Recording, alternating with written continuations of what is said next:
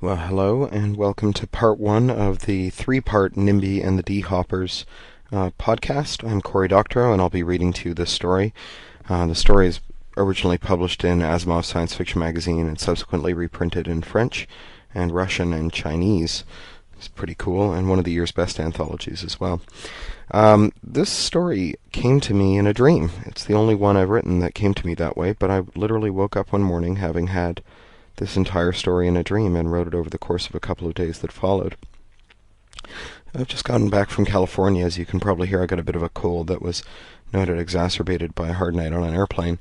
I was at the Emerging Technologies Conference that O'Reilly puts on in San Diego every year and that I'm a jurist for. We had a really excellent time. It was amazing to see some of those proposals that I'd seen on paper come to life as their proposers delivered them. Really wonderful conference and great talks and conversation. And I got to spend the weekend in Disneyland and even got to visit Club 33, the secret members club over Pirates of the Caribbean that Walt built for the 33 investors that didn't pull out when he was building Disneyland. I had to get a friend of a friend of a friend to get me into it, but gosh, was it ever worth it. One quick reminder before we go to the story.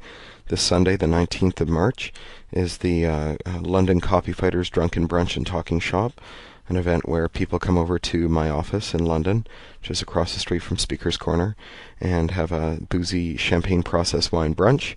And once we're all a little lubricated, walk across the street to Speaker's Corner and give impromptu talks about copyright and related issues near the Godbothers and Marxists and militant Muslims and so on. I hope you can come if you're in London. And now, without further ado, on to part one of Nimby and the D-Hoppers. I hope you enjoy it. Bye. Nimby and the Dimension Hoppers by Cory Doctorow. Originally published in Asimov's science fiction magazine, June 2003. Don't get me wrong. I like unspoiled wilderness. I like my sky clear and blue and my city free of the thunder of cars and jackhammers.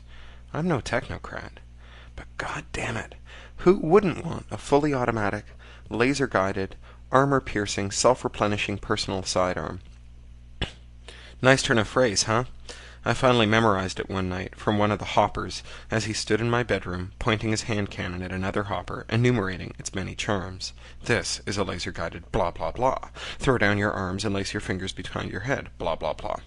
I'd heard the same dialogue nearly every day that month, whenever the Dimension Hoppers catapulted into my home, shot it up, smashed my window, dived into the street, and chased one another through my poor little shtetl, wreaking havoc, maiming bystanders, and then gating out to another poor dimension to carry on there. Assholes. It was all I could do to keep my house well-fed on sand to replace its windows. Much more hopper invasion, and I was going to have to extrude its legs and Baba Yaga to the beach. Why the hell was it always my house, anyway? I wasn't going to get back to sleep, that much was sure. The autumn wind blowing through the shattered window was fragrant with maple and rich decay and crisp hay, but it was also cold enough to steam my breath and turn me out in all-over goose-flesh. Besides, the racket they were making out in the plaza was deafening, all supersonic thunderclaps and screams from wounded houses. The house husbands would have their work cut out for them come morning. So I found a robe and slippers and stumbled down to the kitchen, got some coffee from one of the nipples and milk from another, waited for the noise to recede into the bicycle fields, and went outside and knocked on Sally's door. Her bedroom window flew open, and she hung her head out. "Barry?" she called. "Yeah," I called back up, clouds of condensed breath obscuring her sleep-gummed face. "Let me in, I'm freezing to death." The window closed, and a moment later the door swung open. Sally had wrapped a heavy duvet around her broad shoulders like a shawl, and underneath she wore a loose robe that hung to her long, bare toes. Sally and I had a thing once. It was serious enough that we attached our houses and joined the beds. She curled her toes when I tickled her. We're still friends. Hell, our houses are still next door to one another, but I haven't curled her toes in a couple of years. "Jesus, it can't be 3 in the morning, can it?" she said, as I slipped past her and into the warmth of the house. "It can and is. Transdimensional crime fighters hew to no human schedule." I collapsed onto her sofa and tucked my feet under my haunches. "I have had more than enough of this crap," I said, massaging my temples. Sally sank down next to me and threw her comforter over my lap, then gave my shoulder a squeeze. It's taking a toll on all of us. The Jeffersons are going to relocate. They've been writing to their cousins in Niagara Falls, and they say there's hardly any hoppers down there. But how long is that going to last, I wonder? Oh, I don't know. The hoppers could go away tomorrow. We don't know that they're going to be here forever. Of course I know it. You can't put the genie back in the bottle. They've got D-hoppers now. They're not going to just stop using them. I didn't say anything, but I did stare pointedly at the abstract mosaic covering her parlor wall, closely fitted of pieces of scrap aluminum, plastics too abstruse to feed even to the crudest house, rare beach glass, and bunched vinyl, relics of the technocratic age. That's different, she said. We ditched technocracy because we found something that worked better. No one decided it was too dangerous and had to be set aside for our own good. It just got, obsolete. Nothing's going to make the D-hoppers obsolete for those guys. Out in the plaza, the booms continued, punctuated by the peristaltic noises of houses hurrying away. Sally's house gave a shudder in sympathy, and the mosaic rippled. I held my cup away from the comforter as coffee sloshed over the edge into the floor, where the house drank it greedily. "No caffeine," Sally said as she sopped up the coffee with her stockinged foot. "The house gets all jumpy." I opened my mouth to say something about Sally's crackpot house husbandry theories, and then the door was blown off its hinges. A hopper in outlandish technocrat armor rolled into the parlor, sat up, snapped off 3 rounds in the general direction of the door. One passed through it, the other 2 left curdled houseflesh and scorch marks on the wall around it.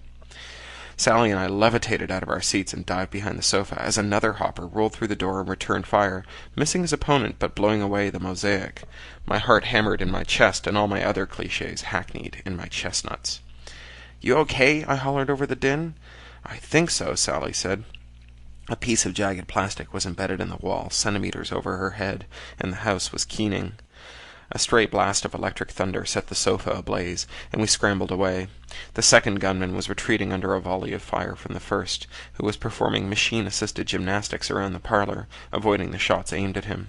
The second man made good his escape, and the first holstered his weapon and turned to face us. "Sorry about the mess, folks," he said through his faceplate.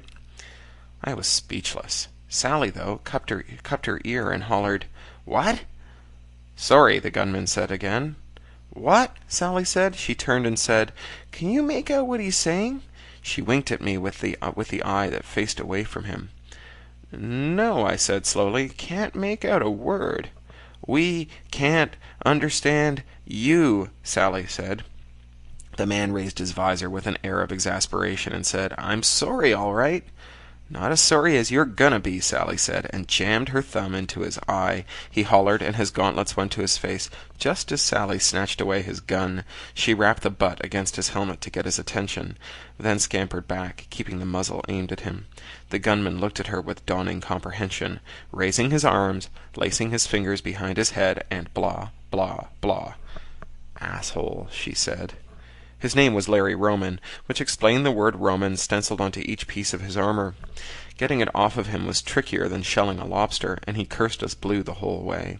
Sally kept the gun trained on him, impassive, as I peeled off the sweaty carapace and bound his wrists and ankles. Her house was badly injured, and I didn't think it would make it. Certainly, the walls fading to a brittle, unhealthy white boded ill. The D-hopper itself was a curious and complex device, a forearm-sized lozenge seemingly cast of a single piece of metal, titanium, and covered with a welter of confusing imprinted controls. I set it down carefully, not wanting to find myself inadvertently whisked away to a parallel universe. Roman watched me from his good eye. The one that Sally had poked was swollen shut, with a mixture of resentment and concern. "Don't worry," I said. "I'm not going to play with it." "Why are you doing this?" he said. I cocked my head at Sally. "It's her show," I said. Sally kicked her smoldering sofa. "You killed my house," she said. "You assholes keep coming here and shooting up the place without a single thought to the people who live here." "What do you mean, keep coming here? This is the first time anyone's ever used the Trans-D device." Sally snorted. "Sure, in your dimension. You're a little behind schedule, pal. We've had hoppers blasting through here for months now." "You're lying," he said. Sally looked coolly at him.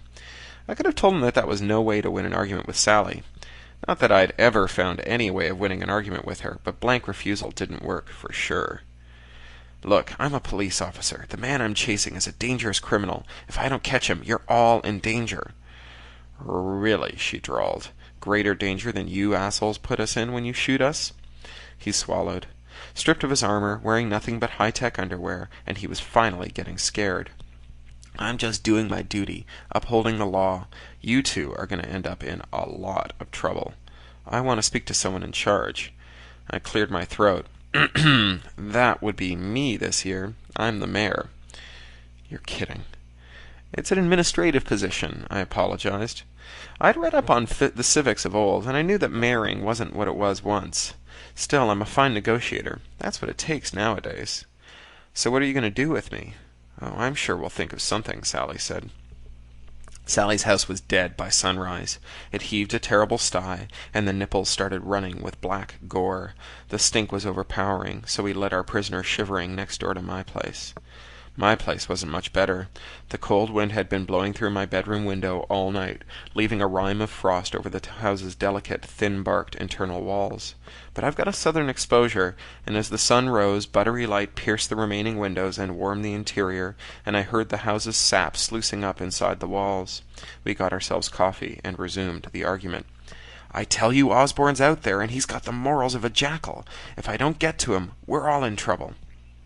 Roman was still trying to convince us to give him back his gear and let him get after his perp. What did he do anyway? I asked. Some sense of civic responsibility was nagging at me. What if the guy really was dangerous? Does it matter? Sally asked.